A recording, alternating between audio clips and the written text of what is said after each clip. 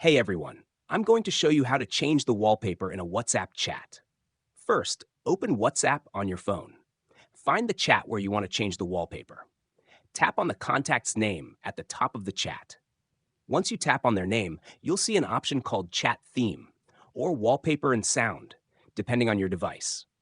Tap on Chat Theme to open the wallpaper settings. Now, you can pick a new wallpaper for your chat. You have a few options. Choose a new wallpaper.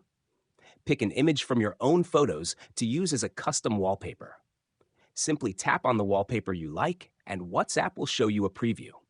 Once you're happy with your choice, tap Set Wallpaper to apply it to the chat. This change will only be visible to you, not the other person in the chat. Go back to the chat, and you'll see your new wallpaper applied instantly. And that's it. Now you know how to change your WhatsApp chat wallpaper in just a few steps. If you found this video helpful, don't forget to like this video and subscribe for more tips and tricks. Thanks for watching.